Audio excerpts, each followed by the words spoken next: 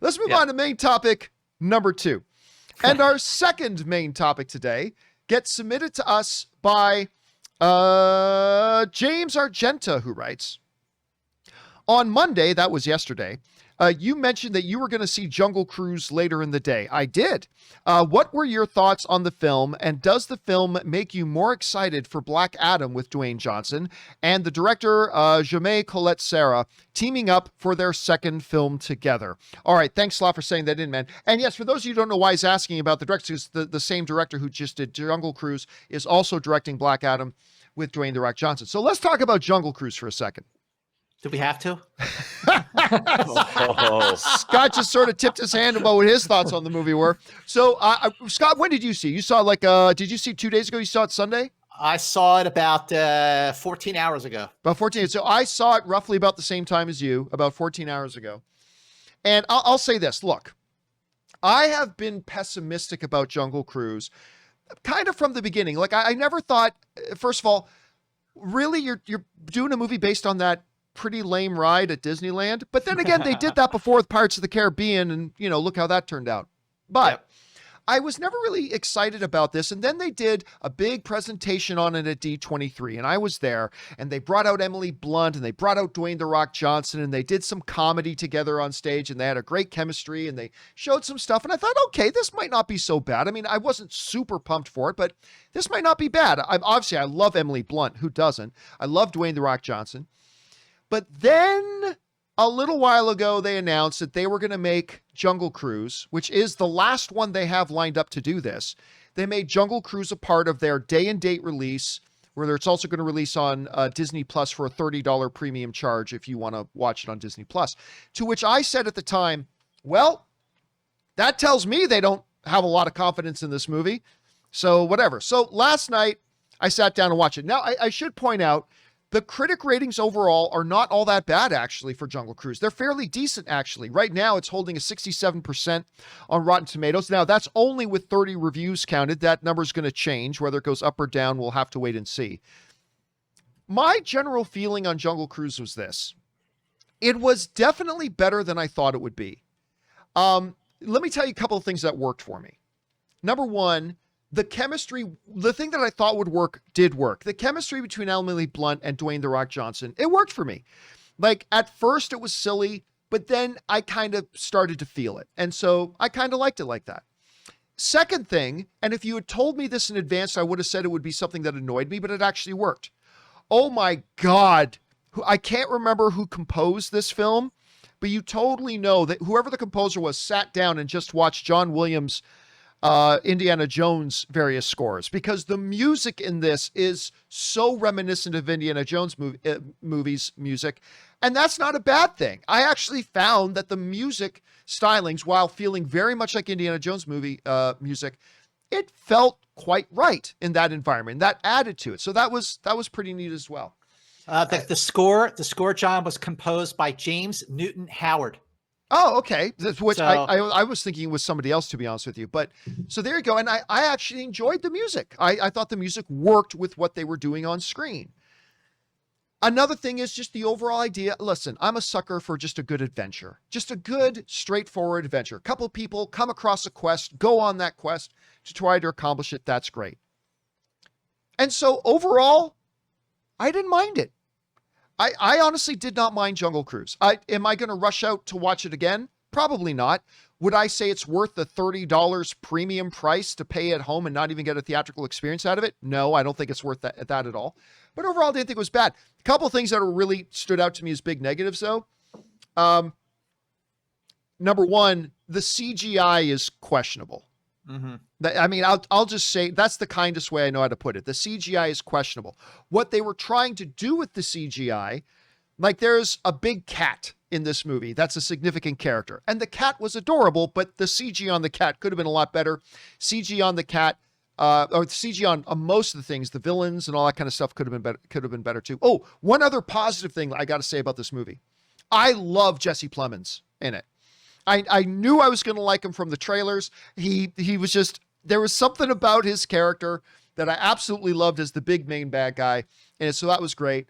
But then you know, the Paul Giamatti character was just a one-dimensional stereotype joke. The tribesmen that they come across in the jungle just turned out to be an eye-rolling kind of a joke. What the goal of the thing ultimately started to develop so many plot holes, it was hard to get through. So, yeah, look, do I think Jungle Cruise was a really good movie? No. But was it as bad as I thought it was going to be? No. And at the end of the day, I ended up mildly enjoying myself watching it. There was just enough there to keep a decent little smile on my face throughout. And overall, I didn't mind it. But is it great? No. Scott, I know you obviously had a chance to see this film as well. I know you're a big fan of Dwayne "The Rock" Johnson. I know you love Emily Blunt.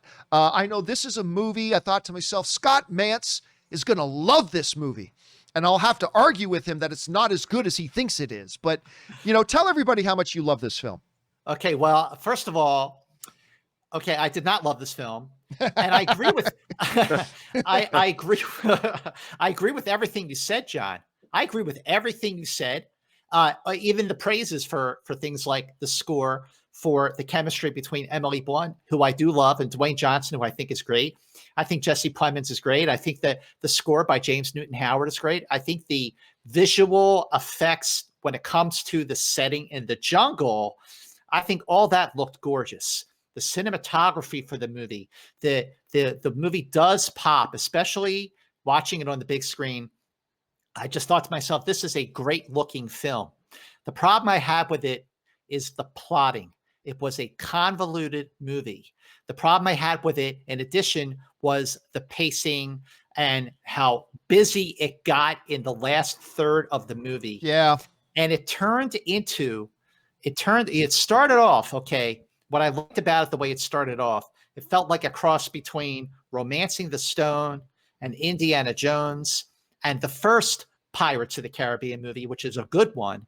But then by the end of the film, it turned into the other 4 Pirates of the Caribbean movies because it just turned into a mess. It was all over the place. Like you pointed out, and I agree with you, the CGI just looked a little too phony. And I just stopped caring about what was going on. Now, overall, it does have a very family-friendly feel, as it should, because it is based on a Disney theme park ride. I think it is the perfect kind of movie for families to go see in theaters. I mean, you could watch it at home with the $30, but I would say if you are going to go and spend the money, see it in a theater. And I think that because of the pacing, because of the family-friendly tone, I think the kids will like it and grown-ups will tolerate it. The thing that worked for me was Emily Blunt and Dwayne Johnson. Their back and forth, their chemistry, their volley. I just adore Emily Blunt. I thought that she already saved movies this year, with A Quiet Place Part 2 being the first movie that, like, a lot of people went back to the movies to see. Yeah. I don't think this movie's obviously very, very different from A Quiet Place 2, but I just don't think that overall it's as good. I wasn't as satisfied with it, and I felt my attention span waning as the movie went on, and overall I was disappointed. It wasn't terrible, but it's not a movie that I can really recommend and say God, go see it. It's great, because it's just not.